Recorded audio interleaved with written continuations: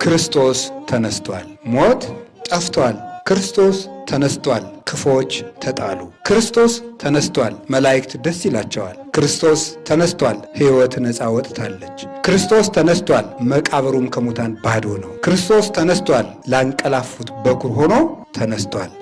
ሞት ከክርስቶስ ትንሣኤ በኋላ ጥርሱ የወለቀ አንበሳ ነው። ባለ አምሳን እንዳናባክን አትፈልጋለሁ። ይችን መድኃኔዓለም የሰበሰበንን መሰብሰብ በጾማችን ትልቅ ነገር ነው ያገኘው። ምን መሰላችሁ? ያ ትልቅ ነገር አሁን ጾሙን የመጀመሪያው ቀን ይጾም አለ፣ ግማሽ ጾም አካባቢ ይጾም አለ፣ መሀል ላይ ታሞ አቋርጦ በከኒን ያቋረጠ በከኒን በመድኃኒት ያቋረጠ ይኖራል። እንዲሁ ዝም ብሎ ሳይጾም ደግሞ ኑሮ ድንገት አንድ ሰባኪ ሲሰብክ ሰምቶት ሳምንት ሲቀረው ይጾምም ይኖራል። እንዲሁ ሲበላ አከርቦ ደግሞ ዓርብን ብቻ ይጾምም ይኖራል። የስቅለት ዕለት አዲያ ለነዚህ ሁሉ ምን አይነት ተስፋ እንዳለን አንድ የቤተ ክርስቲያን አባት የተናገረውን ልንገራችሁ።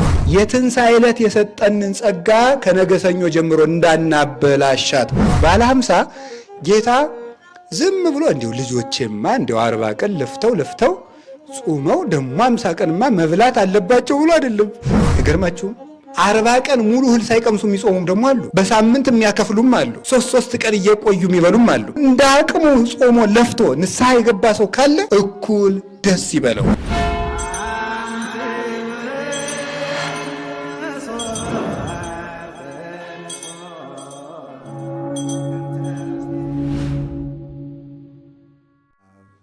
ወወልድ ወመንፈስ ቅዱስ አሐዱ አምላክ በስመ አብ ወወልድ ወመንፈስ ቅዱስ አሐዱ አምላክ። በስመ አብ ወወልድ ወመንፈስ ቅዱስ አሐዱ አምላክ። ይትባረክ እግዚአብሔር አምላከ አበዊነ ቅዱሳን ዘሰብሐ ምሕረቶ በላዕሌነ። ይቅርታውን ቸርነቱን ምሕረቱን በሕይወታችን ላይ ያጸናልን የአባቶቻችን ፈጣሪ እግዚአብሔር ስሙ የተመሰገነ ይሁን። የተከበሩ መምህራችን መምህር አባ ገብረስላሴ ምህረት የርዕሰ ገዳማት ወአድባራት ጣና ቅዱስ ቂርቆስ የአባቶችና የእናቶች አንድነት ገዳም አበምኔት፣ የተከበራችሁ አባቶቻችን ካህናት፣ ወንድሞቻችን ደቀ መዛሙርት ዲያቆናት፣ አባቶቻችን መነኮሳት፣ እናቶቻችን መነኮሳያት፣ ወንድሞቻችን ምእመናን፣ እህቶቻችን ምእመናት፣ መላው ሕዝበ ክርስቲያን ሁሉ ክርስቶስ ተንሥአ እሙታን አሰሮ ለሰይጣን ሰላም ኮነ።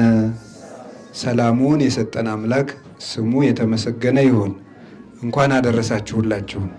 ላስተማሩን ለመምህራችን ቃለ ሕይወትን ያሰማልን፣ ረጅም ዕድሜ ይስጥልን፣ ወንበራቸውን እግዚአብሔር ያጽናልን።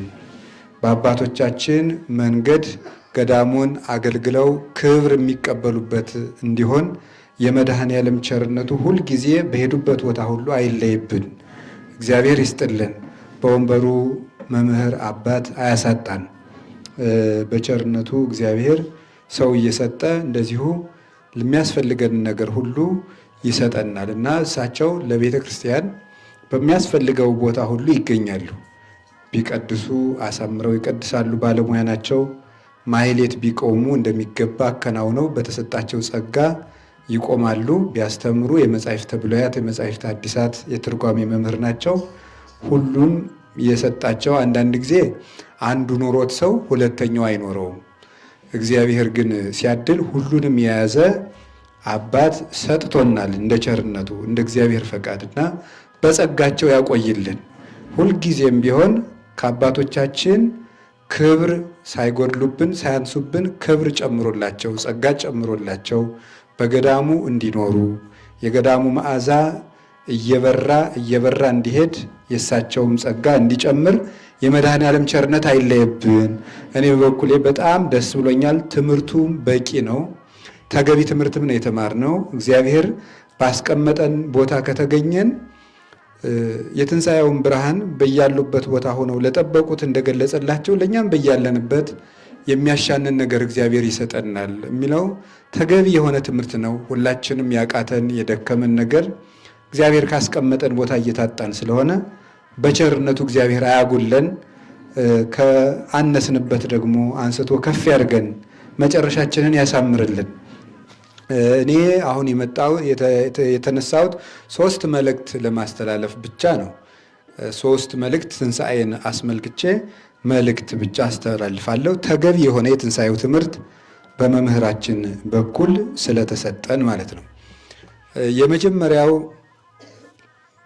የትንሣኤያችንን በዓል ስናከብር ልናስበው የሚገባው የመጀመሪያው መልእክታችን እግዚአብሔር በትንሣኤው ያደረገልንን ነገር እንድናስብ እፈልጋለሁ። ትንሣኤውን ስናከብር የመጀመሪያው እግዚአብሔር በዚህ ትንሣኤ በዓል ምንድን ነው ያደረገልን እሱን እንድናውቅ ነው።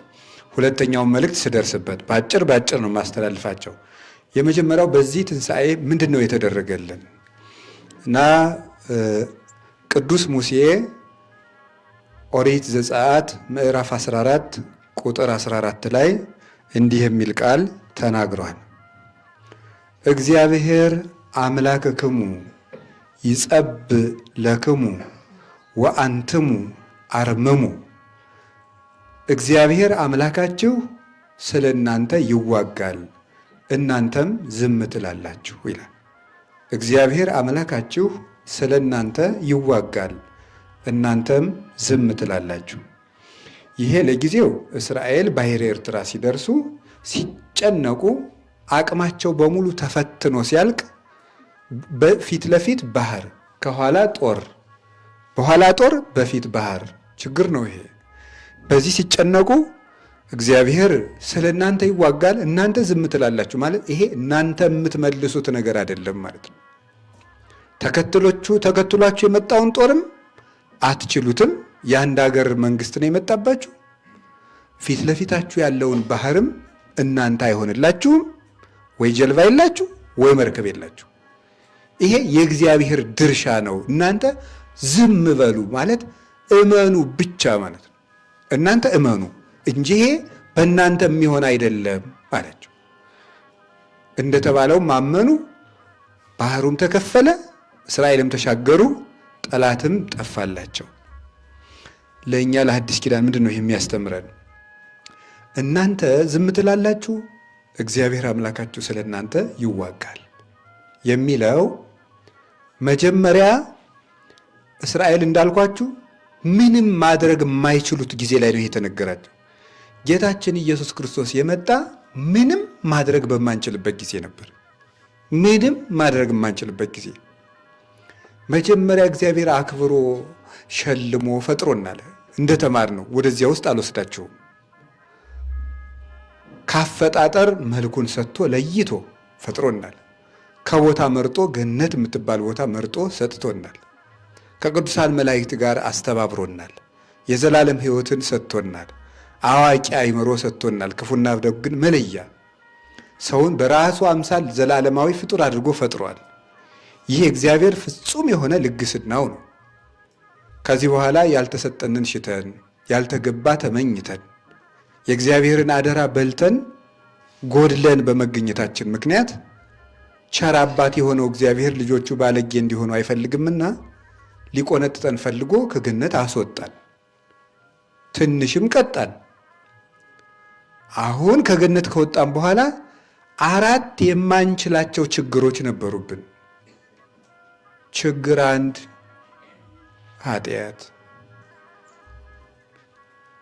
ችግር 2 ዲያብሎስ፣ ችግር 3 ሞት፣ ችግር 4 ፈርሶ መቅረት። 4 ችግር ነው ያለብን። እንዲህ ያለ እግዚአብሔር ያሳያችሁ ማንም የማይችለው ማንም የማያስወግደው የ4 ዕዳ ባለዕዳዎች ነበርን። ኃጢአተኞች ነበርን። ብንል መውጣት ያቃተን ጎስቋሎች ነበርን።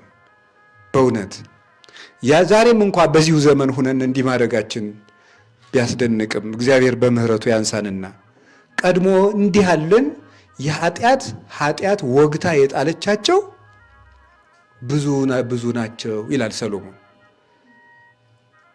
ተመየጥኩ ለሕርትምና ሶበ ወጋአኒ ሶክ ይላል ቅዱስ ዳዊት። እሾህ በወጋኝ ጊዜ ወደ ጉስቁልና ተመለስኩ። አባቶቻችን ይህን ሲተረጉሙ እሾህ እግረ ሥጋን እንዲያቆስል ኃጢአትም እግረ ነፍስን ያቆስላል። ካሰቡት አያደርስም። የህልም ሩጫ ታውቃላችሁ? እዚያው መርገጥ። በህልም ሩጫ በተለይ ሰው ሲያባረር ደግሞ እንዴት ጭንቅ ነው። ሰውየው ያባረራል፣ ሩጠናና መልጥ ነገር እዚያው መሮጥ። የህልም እሪታ ወይም ጩኸትና ሩጫ በጣም ከባድ ነገር ነው። እንዲያ ነበር የነበር። ስለዚህ አባቶቻችን ምን አሉ?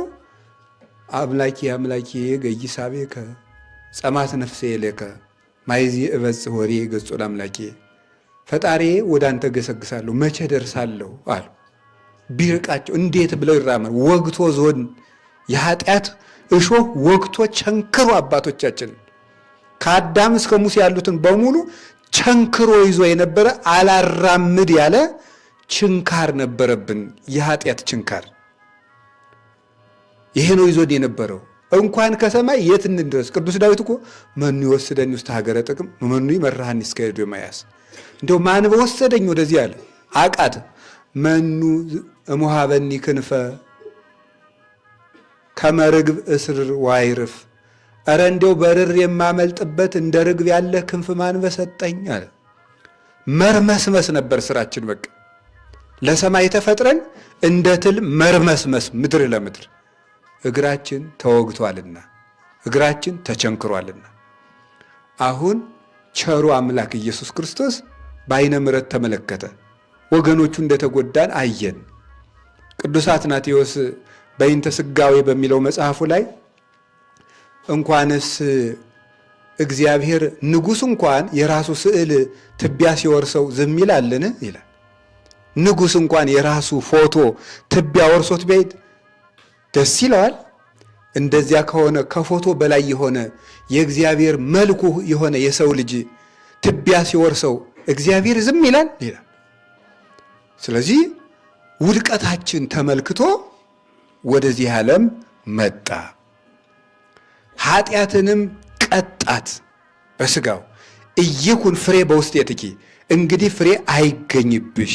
ፍሬ ሰኞ ዕለት የሚነበበው መርገመ በለስ በሕማማቱ የሚነበበው ይሄ ነው። ፍሬ አይገኝብሽ። አባቶቻችን ሲተረጉሙት በለስ ለጊዜው ሲበሉት ይጣፍጣል፣ ቆይቶ ግን ይኮመዝዛል። ኃጢአትም ለጊዜው ሲሰሩት ደስ ያሰኛል፣ ኋላ ግን ይመራል ፍዳውን ይዞ ሲመጣ። ሁላችንም የሰራነው ኃጢአት የሚጸጽተን ከሰራነው በኋላ ነው። ስለዚህ በለስን ኃጢአት አላት። በለስ ቅጠሏ ሰፋፊ ነው፣ ኃጢአትም በዚህ ዓለም ነግሳ ሰፍታ ነበርና እንግዲህ ከስርሽ ተነቀይ ብሎ አምላክ ኢየሱስ ክርስቶስ መርገምን ነቀለልን። አሰሰለ መርገመ በዲበ ዕፀ መስቀል፣ መርገምን በመስቀል ላይ ነቀለ። መስቀሉን ሲተክለው የኃጢአትን መርገም ወይም የኃጢአትን እሾህ ከኛ ነቅሎ ጣለልን። አርባዕቱ ዕደዋኒሁ ለሰብ የሚባሉት የሰው ልጅ አራቱ ጠላቶች የሚባሉት እነዚህ ናቸው። አንደኛው ዛሬ ክርስቶስ ኃጢአትን ነቅሎ ጥሎልን ነው የተነሳው። ዝም ብሎ መነሳት እንዳይመስላችሁ። ይሄ ዓርብ እስከ ቅዳሜ ተሰብስበን እሁድ እንደው ዝም ብለን ማስቀደስ ብቻ አይደለም። ይሄን ማሰብ አለብን። ጌታ ሆይ ምኑን እሾህ ነው የነቀልክልን ብለን ማለት። እውነት ለመናገር በዚህ ነገር ስሜታዊ መሆን ጥቅም ስለሌለው ነው እንጂ እና ይትመላህ እምህሊናዬ በተግሳጽከ ቡሩክ ህጠተ ደዌ ዘበቆለ ሶግ ይላል ደራሲው። ጌታዬ ኢየሱስ ክርስቶስ በጽኑ እና ደገኛ በሆነ ተግሳጽህ በሰውነቴ የበቀለው እሾህ ይነቀልልኝ ይላል። አሁንም መድኃኔዓለም ይንቀልልን። አሁን ይሄንን ኃጢአት ነቅሎ ድል ነሳለን። እሱ ኃጢአት ስለሌለበት ማለት ኃጢአት ስለሌለበት ኃጢአት የሌለበት ነውና ኃጢአትን መንቀል የሚችለው እሱ ብቻ ጻድቅ ነበረ። ማንም አልተገኘም። አባቶቻችን ቢለፉ ይችን እሾህ የነቀላት የለም። በሬ ቢታረድ፣ በግ ቢታረድ፣ ወይፈን ቢታረድ፣ ምን ቢታረድ ያለ መድኃኔዓለም ይሄን እሾህ የነቀለው የለም። እሱ ብቻ ነው የነቀለው። የዮሐንስ ወንጌል ምዕራፍ 8 ላይ አንዲት በዝሙት ተከሳ የመጣችን ሴት ምንድን ነው የሚሉ ትወገር እንደዚህ ሲሉት ከእናንተ ኃጢአት የሌለበት ይውገራት ካለ በኋላ ሁሉም ኃጢአታቸው ግንባራቸው ላይ እየተጻፈ ወጥተው ሲሄዱ አንድ በጣም የሚገርመኝ ጥቅስ አለ። ወተርፈ እግዚእ ኢየሱስ ባሕቲቶ፣ ጌታ ኢየሱስ ብቻ ቀረ ይላል ዮሐንስ ወንጌል ምዕራፍ 8። ሁሉም ኃጢአቱ እየተጻፈበት ነው ወጥቶ የሄደ። የሚመስለው አማርኛው እዚህ አካባቢ ሁሉም ወጥቶ ሄዶ ማን ብቻ ቀረ ነው የሚመስለው? ጌታ ብቻ ቀረ ነው። ጉዳዩ ግን ኃጢአት የሌለበት ማን ብቻ ነው? ጌታ ብቻ ነው። እሱ ብቻ ነበር የተገኘልን መድኃኔዓለም ቤዛችን፣ እውነተኛው በግ፣ እውነተኛው ሊቀ ካህናት፣ ንጹሑ መስዋዕት ኢየሱስ ክርስቶስ ከድንግል ማርያም የተገኘው የድንግሊቱ በኩር የአብ አንድያ ልጁ እውነተኛው ብርሃን ኢየሱስ ክርስቶስ እሱ ብቻ ነበረ። ይህንን ለመንቀል በአባቱም ፊት በእኛም ፊት መካከለኛ ሆኖ የተገኘ ማለት እንደ አባቱ ጌታ እንደኛ ሰው ማለት ነው። እንደ አባቱ ጌታ ሆኖ ይታረቃል፣ እንደኛ ሰው ሆኖ ያስታርቃል። እንዲህ ሆኖ መርዛችንን የነቀለልን መድኃኔዓለም ነው እና እንኳን ደስ ያላችሁ። አንድ ያገኘነው በትንሣኤው የሰጠን መድኃኔዓለም ይህንን ነው። ሁለተኛስ ጌታ በዚህ እናንተ ዝም ትላላችሁ አምላካችሁ ይዋጋል የተባለው ይሄን ሰው ሊያደርገው አልቻለም ነበር ልላችሁ ፈልጌ ነው። እንኳን ሰው ሚካኤልና ገብርኤል ይሄን ማድረግ አልቻሉም ነበር። እንዲህ ማድረግ አልቻሉም። እሱ ብቻ ነው። ሁለተኛስ ዲያብሎስ ፊት ለፊት ያለው ባህር እኮ ማለት የማንችለው የኃጢአት ጎርፍ ነው። ከኋላ የሚከተላቸው እሷ ደግሞ ፈርዖን፣ ዋናው ደግሞ ተከታታያችን ማን አለ? ዲያብሎስ። እሱ ደግሞ አለ። እሱንም ማንም አልቻለም። አባቶቻችን ነቢያት ሁሉ አብርሃም ከካራን ቢወጣ ዳዊት በእንባው አልጋውን እስኪያርስ ድረስ ቢያለቅስ አባቶቻችን ነቢያት ሁሉ ቢደክሙ ዲያብሎስን ድል መንሳት የቻለ ማንም የለም። ሁሉንም የበኩር ልጁ አድርጎ ይገዛቸው ነበረ። እውነተኛው ጌታ ኃያሉ የአብ ክንዱ ኢየሱስ ክርስቶስ የእግዚአብሔር አብ ኃይል ነው። እስመ ክርስቶስ ኃይለ እግዚአብሔር ውእቱ ይላል ቅዱስ ጳውሎስ አንደኛ ቆሮንቶስ ምዕራፍ 1 ላይ። ክርስቶስ የአብ ክንዱ ነው። እሱ ግን በመጣ ለዚህ ዳዊት የጠየቀው ነበረ፣ ክንድህን ከአርያም ላክ አለው። ከብዙ ውሆችም አድነኝ። ክንድህን ላክ ማለት የሰው ክንድ የሚቀጠቅጠው ጠላት አይደለም። ላያችን ላይ የነበረው የአምላክ ክንድ ብቻ የሚቀጠቅጠው ክፉ ጠላት ነበረብን፣ እሱም ዲያብሎስ ነው። ስለዚህ እውነተኛው ሙሴ ጌታችን መድኃኒታችን ኢየሱስ ክርስቶስ ወደዚህ ዓለም መጣና ቀኝ እጁን ወደ ቀኝ ግራ እጁን ወደ ግራ ዘርግቶ ተሰቀለ። እጁን የዘረጋ ጎልማሳ ጠላቱን እንደሚያደቅ መድኃኔዓለም በዘረጋው እጁ ዲያብሎስን ቀጠቀጠልን። ያን ክፉ ፈርዖን ነው የቀጠቀጠልን። ያን ቀንበር ነው የሰበረልን መድኃኔዓለም። ቆላሲስ ምዕራፍ 2 ቁጥር 14 ላይ በመስቀሉ ጥልን ገደለው እንዳለ ቅዱስ ጳውሎስ። ስለዚህ ዲያብሎስ ጌታ የገደለልን ዲያብሎስን ነው። አሁን ዛሬ መች ሙቷል ልንል እንችላለን። እኛው ነው እያዳን ነው ያለ።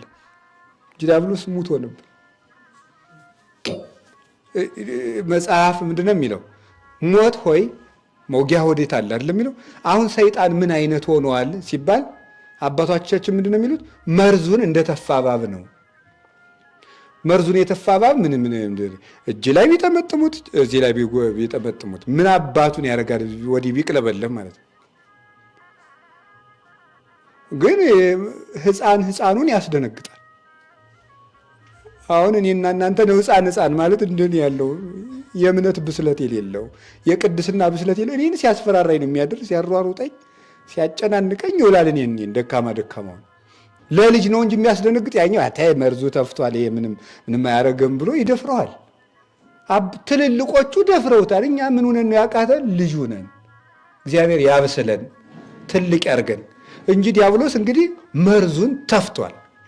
አንዱ እንግዲህ ይሄ ድሮ እኮ እንኳን እንዲና እንዲች አድርጎ ማሸነፍ ስንት መስዋዕት ተሰምቶም እኮ ሰይጣን አይርቅም። አሁን እኮ በስመ አብ ወወልድ ወመንፈስ ቅዱስ አሐዱ አምላክ ብሎ ሰይጣን ይርቃል።